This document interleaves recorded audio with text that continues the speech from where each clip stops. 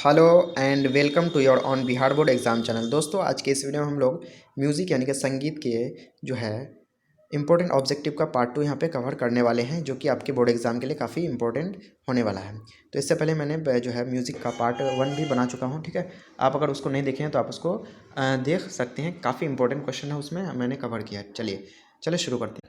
अभिनव राग मंजरी के लेखक कौन थे? अभिनव राग मंजरी के लेखक कौन थे? तो अभिनव राग मंजरी के जो लेखक थे वो थे पंडित भात खंडे। पंडित भात खंडे। आगे कहड़वा ताल में कितनी मात्राएं हैं? तो कहड़वा ताल में है 8 मात्राएं। निम्नलिखित में से किस ताल में 7 मात्राएं होती है? तो 7 मात्राएं किस में होती है? तो ये रूपक में होती है। आगे धमार गायकी में कितने ताल का प्रयोग होता है? तो धमार गायकी में जो है वो कितने ताल का प्रयोग होता है? किस ताल का प्रयोग होता है? तो रूपक, ठीक है। ध्यान रखिएगा आप, कौन सा ताल का प्रयोग होता है। सॉरी, रूपक नहीं, यहाँ पे जो राइट आंसर हो जाएगा वो हो जाएगा धमार। नाम ही है धमार गायकी, तो कौन सा ताल का प्रयोग होगा? धमार का। अगला, पंडित विष्णु दिगंबर फुलस्कर किस लिए जाने जाते हैं? ठीक है, तो वो जाने जाते हैं संगीत प्रचारक के रूप में। संगीत प्रचारक के रूप में। थाट कितने प्रकार के होते हैं? तो थाट होते हैं 10 प्रकार के। झपताल में कितने विभाग होते हैं? तो झपताल में होते हैं 4 विभाग, ठीक है। आप इसको ध्यान रखेंगे। आगे, निम्नलिखित रागों में से किसमें दोनों मध्यम लगते हैं? निम्नलिखित रागों में से किसमें दोनों मध्यम लगते हैं? तो इसका राइट आंसर होगा डी, यानी कि केदार। स्वरों के उतरने के क्रम को क्या कहते हैं? तो जैसे मैंने बताया, अवरोह। वेरी इंपॉर्टेंट क्वेश्चन है, 17-18 में पूछा उसको है। और स्वरों के चढ़ते क्रम को क्या कहते हैं? तो उसको कहते हैं आरोह, ठीक है। भीम पलासी का गायन समय, तो ये बार बार रिपीट हो रहा है, क्या हो जाएगा? अपराह। पंडित पन्नालाल घोष कौन सा वाद्य बजाते थे? Very important question. कौन सा वाद्य बजाते थे? तो बांसुरी बजाते थे, ठीक है। राग यमन का गायन समय क्या है? तो राग यमन का गायन समय है सायंकाल। संपूर्ण जाति में कितने स्वर का प्रयोग होता है? तो संपूर्ण जाति में जो है वो कितने स्वर का प्रयोग होता है? तो यहाँ पे हो जाएगा 7। संपूर्ण जाति में कितने प्रकार के स्वर का प्रयोग होता है? 7। ताल लिपि में चिन्ह ओ से क्या सूचित किया था? तो चिन्ह ओ से सूचित किया था खाली, ठीक है। राग देश किस थाट से उत्पन्न हुआ है? तो राग देश जो हुआ है वो खमाज थाट से उत्पन्न हुआ है। आगे, श्रुति कितने हैं? तो श्रुति कितने हैं? तो option number C right answer होगा, यानी कि 22 श्रुति है। Very important question. चार ताल में कितनी खाली का प्रयोग होता है? तो ऑप्शन नंबर बी, यानी कि 2। ध्रुव पद में कौन सा ताल बजता है? तो ध्रुव पद में बजता है चौताल, ठीक है। अगला जो है, किस राग में ग नी एवं बाकी शुद्ध स्वर लगते हैं? ठीक है, तो ऑप्शन नंबर ए होगा, यानी कि काफ़ी। ऑप्शन नंबर ए, गानी एवं बाकी शुद्ध स्वर लगते हैं, वो कौन सा? काफ़ी में, ठीक है। अगला क्वेश्चन है, उस्ताद बड़े गुलाम अली खां किस विद्या के गायक थे? तो उस्ताद बड़े गुलाम अली खां किस विद्या के गायक थे? तो ऑप्शन नंबर सी, ख्याल एवं ठुमरी जो है विद्या के गायक थे। तो आप इसको ज़रूर ध्यान रखेंगे, ठीक है। पंडित भीमसेन जोशी हैं, तो पंडित भीमसेन जोशी क्या है? तो एक गायक हैं, ठीक है। सप्तक कितने प्रकार के होते हैं? तो सप्तक जो है वो कितने प्रकार के होते हैं? 3 प्रकार के होते हैं, ठीक है। 3 ताल का खाली है, 3 ताल का खाली है। तो कितने खाली है इसमें? तो सी, यानी कि 9 खाली है, ठीक है। नाद के कितने प्रकार के होते हैं? तो नाद जो है वो 2 प्रकार के होते हैं, ठीक है। ख्याल में किस ताल का प्रयोग होता है? तो ख्याल में जो है वो 3 ताल का प्रयोग होता है, ठीक है। आप इसको ध्यान रखेंगे। अगला क्वेश्चन देख लेते हैं। अगला क्वेश्चन है, राग हमीर किस थाट के अंतर्गत आता है? तो राग हमीर जो है वो कल्याण थाट के अंतर्गत आता है। ख्याल गायन में किस प्रकार के ताल वाद्य का प्रयोग होता है? तो इसमें होता है तबला वाद्य का प्रयोग होता है। राग भैरव किस थाट से उत्पन्न है? तो राग भैरव जो है वो भैरव थाट से उत्पन्न है, नाम ही है भैरव। राग भैरव का वादी स्वर क्या है? तो राग भैरव का वादी स्वर जो है वो क्या है? धैवत, ठीक है। अगला जो क्वेश्चन है वो है, क्या क्वेश्चन देख लेते हैं। औरब जाति में कितने स्वर व्यवहार होते हैं? तो औरब जाति में जो है कितने स्वर व्यवहार होते हैं? तो इसमें 5 होते हैं। ताल कहड़वा का प्रयोग होता है, तो ताल कहड़वा का प्रयोग होता है सुगम संगीत में। सुगम संगीत में। रूपक ताल में कितनी मात्राएं होती है? तो रूपक ताल में जो है वो 7 मात्राएं होती है। नेक्स्ट जो क्वेश्चन है वो है, राग भैरव का गायन समय क्या है? तो राग भैरव का गायन समय जो है वह है प्रातःकाल। राग भैरव का गायन समय क्या है? प्रातःकाल है। ध्रुव पद में किस ताल का प्रयोग होता है? तो इसमें होता है चौताल का प्रयोग, ठीक है। राग भीम पलासी का संवादी स्वर है, तो इसका संवादी स्वर जो है वो है षडज, ठीक है। ध्रुपद गायन में किस प्रकार के ताल वाद्य का प्रयोग होता है? तो इसमें होता है पखावज।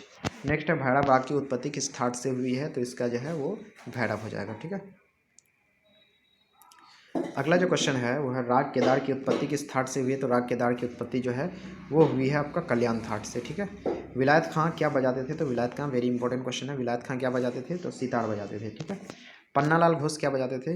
ये काफ़ी इंपॉर्टेंट क्वेश्चन है, ये तीनों काफ़ी इंपॉर्टेंट क्वेश्चन है। पन्नालाल घोष क्या बजाते थे? तो ऑप्शन नंबर डी यानी कि बांसुरी बजाते थे। ठीक है।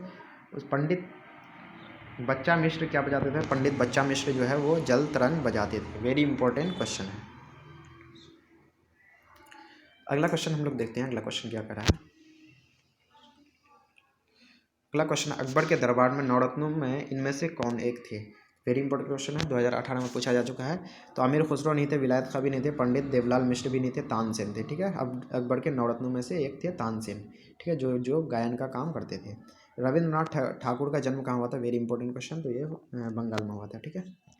विश्व कवि भी कहते हैं रविंद्रनाथ ठाकुर को। पंडित विष्णु दिगंबर पलुस्कर एवं पंडित विष्णु नारायण भातखंडे ने संगीत को क्या दिया? तो क्या दिया? स्वर लिपि पद्धति दिया। ठीक है। आगे, गंधर्व महाविद्यालय कहाँ है? Very important question. कहाँ पे है? लाहौर में। ठीक है, लाहौर पाकिस्तान में है। लय के कितने प्रकार के होते हैं? तो ऑप्शन नंबर बी यानी कि 3 प्रकार के होते हैं। संगीत में समय नापने को क्या कहते हैं? Very important question. संगीत में समय नापने को कहते हैं मात्रा। चलिए नेक्स्ट क्वेश्चन की ओर बढ़ते हैं। नेक्स्ट क्वेश्चन है, मात्राओं के अलग अलग संचयन को क्या कहते हैं? तो मात्राओं के अलग अलग संचयन को कहते हैं ताल।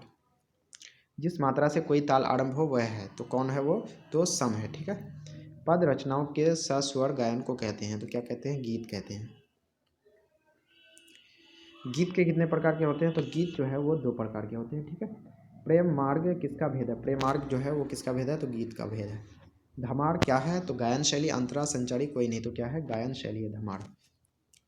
अगला जो क्वेश्चन है वो है, धमार किस काल की देन है? तो किस काल की देन है? तो मध्यकाल की देन है धमार। धमार कितने मात्रे का होता है? तो धमार जो है वो 14 मात्रे का होता है। वेरी इंपॉर्टेंट क्वेश्चन, 2018 में ये क्वेश्चन पूछा जा चुका है। ध्रुवपद आज क्या कहलाता है? ध्रुवपद आज जो है ध्रुव नहीं कहलाता, ध्रुवपद कहलाता है। Option number B right answer होगा। किस रचना में राग का पूरा लक्षण वर्णित हो? जिस रचना में राग का पूरा लक्षण वर्णित हो वह है, तो क्या है? लक्षण गीत है। आगे, गुलाम नबी शोरी ने किस गायन शैली को जन्म दिया? वेरी इंपॉर्टेंट क्वेश्चन, टप्पा को। ठीक है। जिस गीत में 3 अंग हो वह कहलाता है, तो 3 अंग तो त्रिवट कहलाता है। क्या कहलाएगा? ऑप्शन 3 मतलब 3। मीर के कितने प्रकार हैं? तो मीर के कितने प्रकार हैं? 2 प्रकार हैं। ठीक है। आगे, साड़े गामा आदि का संक्षिप्त रूप है, तो क्या है? सरगम। साड़े गामा का संक्षिप्त रूप क्या है? सरगम। वेरी इंपॉर्टेंट क्वेश्चन है ये। अगला जो क्वेश्चन है वो आपके स्क्रीन पे, जमजमा या खटका किसके द्वारा दर्शाया जाता है? ठीक है। तो जमजमा या खटका किसके द्वारा दर्शाया जाता है? तो यह जो दर्शाया जाता है वो सा के द्वारा। ठीक है। गीत से जुड़ा हुआ सरगम है। गीत से जुड़ा हुआ सरगम कौन है? गद्य। आगे, किसी टुकड़े को 3 बार बजाकर सम पर आना क्या कहलाता है? तो क्या कहलाता है? तिहाई। 3 बार बजाना है इसलिए तिहाई। सभी रागों की उत्पत्ति कितने थाटों से मान्य है? तो 10 थाट। स्वरों को कंपन के साथ की जाने वाली प्रस्तुति है, तो क्या है? तो ऑप्शन नंबर सी गमक। स्वरों को कंपन के साथ की जाने वाली प्रस्तुति क्या कहलाती है? गमक कहलाती है। प्राचीन काल में गमक के कितने प्रकार थे? तो इसमें थे 15 प्रकार। पहले नमित क्या है? तो नमित क्या है? एक गमक है। पद रचनाओं से संबंधित विभिन्न खंड है, तो क्या है? मातु। आगे, चंचल प्रकृति की गायन शैली कौन है? चंचल प्रकृति की गायन शैली कौन है? तो ठुमरी है। ठीक है। चतुर्दंडी प्रकाशिका किनकी लिखी हुई पुस्तक है? Very important question. ठीक है। तो यह किनकी पुस्तक है? तो पंडित वेंकटमुखी की पुस्तक है। आगे, पंद हरिदास स्वामी कौन थे? तो ये थे एक गायक थे। रूपक ताल में किस किस मात्रा पर तालियां होती है? तो ऑप्शन नंबर बी, पहली, चौथी और छठी मात्रा पर जो है इसमें तालियां होती है। झपताल में कितनी मात्राएं होती है? तो ऑप्शन नंबर बी यानी कि कितनी होती है? 10 मात्राएं होती है। झपताल में कितनी मात्राएं होती है? 10। सूलताल कितनी मात्राओं का होता है? तो सूलताल जो होता है वो 10 मात्राओं का होता है। त्रिताल कितनी मात्राओं का होता है? त्रिताल जो होता है वो 16 मात्राओं का होता है। अगला जो क्वेश्चन है वो है, एक ताल में कितने विभाग होते हैं? तो एक ताल में जो है वो 6 विभाग होते हैं। त्रिताल में कितने विभाग होते हैं? तो त्रिताल में जो है वो 4 विभाग होते हैं। चौताल में कितने विभाग होते हैं? तो चौताल में जो है वो 6 विभाग होते हैं। आगे, झपताल में कितने विभाग होते हैं? तो झपताल में जो है 4 विभाग होते हैं। धमार ताल में कितने विभाग होते हैं? धमार ताल में 4 विभाग होते हैं। चलिए नेक्स्ट क्वेश्चन की ओर बढ़ते हैं। अगला जो क्वेश्चन है वह है, सूर ताल में कितने विभाग होते हैं? तो सूल ताल में जो है वो 5 विभाग होते हैं। तिलवाड़ा ताल कितनी मात्राओं का होता है? तिलवाड़ा ताल जो है वो 16 मात्राओं का होता है। धमार ताल में खाली का प्रयोग किस मात्रा पर होता है? तो खाली का प्रयोग जो है इसमें 8वीं मात्रा पर होता है। एक ताल में कुल कितनी तालियां होती है, वेरी इंपॉर्टेंट क्वेश्चन 2018 में पूछा जा चुका है। तो एक ताल में कितनी तालियां होती है, तो इसमें राइट आंसर होगा सी नंबर यानी कि 4, 4 तालियां होती है इसमें। आगे झप ताल में कितनी तालियां होती है, तो झप ताल में जो है होती है 3 तालियां, ठीक। त्रि ताल में कुल कितनी खाली होते हैं, तो इसमें जो होते हैं वो हैं 1। चौताल में कुल कितनी खाली तालियां होती है, तो इसमें जो होती है वो 4, नाम ही है चौताल इसलिए 4 होगा राइट आंसर। आगे सूल ताल में कुल कितनी खालियां होती है, तो इसमें जो है राइट आंसर होगा ऑप्शन नंबर ए यानी कि 2। चौताल कितनी मात्राओं का होता है, तो चौताल कितनी मात्राओं का होता है, 12 मात्राओं का। झुमड़ा ताल कितनी मात्राओं का होता है, झुमड़ा ताल होता है 14 मात्राओं का। दीपचंदी ताल कितनी मात्राओं का होता है, तो ये होता है 14 मात्राओं का, झुमड़ा ताल भी और दीप ताल भी, दीपचंदी ताल भी। विकृत स्वर कितने होते हैं, तो ये हो जाएगा 5। राग विहाग का गायन समय क्या है, तो राग विहाग का गायन समय जो है वो रात्रि का प्रथम पहाड़ है, ठीक है। अगला जो क्वेश्चन है, राग देश का गायन समय है, राग देश का गायन समय है, तो ऑप्शन नंबर सी राग रात्रि का दूसरा पहाड़। राग यमन किस थाट से उत्पन्न है, तो 2018 में पूछा जा चुका है, यह है कल्याण। राग यमन जो है किस थाट से उत्पन्न है, कल्याण। राग बिहाग किस थाट से उत्पन्न है, तो राग बिहाग जो है वो बिलावल थाट से उत्पन्न है। आगे राग भैरव किस थाट से उत्पन्न है, तो ऑप्शन नंबर सी यानी कि भैरव। ये रिपीट हो चुका है फिर क्वेश्चन। अलहिया बिलावल किस थाट से उत्पन्न हो राग है, तो अलहिया बिलावल जो है वह बिलावल थाट से उत्पन्न है। राग देश किस थाट से उत्पन्न है, तो राग देश जो है वह खमास थाट से उत्पन्न है। तो दोस्तों यहाँ पे हम लोगों ने जो है काफ़ी इंपॉर्टेंट क्वेश्चन कवर किए हम लोग म्यूज़िक का, जो कि ये दूसरा पार्ट था। अभी फिर हम लोग तीसरा पार्ट भी कवर करेंगे, और इन तीनों पार्ट को अगर आप देख लीजिएगा तो बिल्कुल एक भी क्वेश्चन आपको बाहर से देखने को नहीं मिलेगा, यानी कि आप जो है आप 50% क्वेश्चन सॉल्व कर सकते हैं, क्योंकि आपको जितना भी क्वेश्चन दिया जाएगा उसका 50% क्वेश्चन ही यानी कि आधा क्वेश्चन ही सॉल्व करना है। तो चलिए मिलते हैं नेक्स्ट वीडियो में। जय हिंद, जय भारत।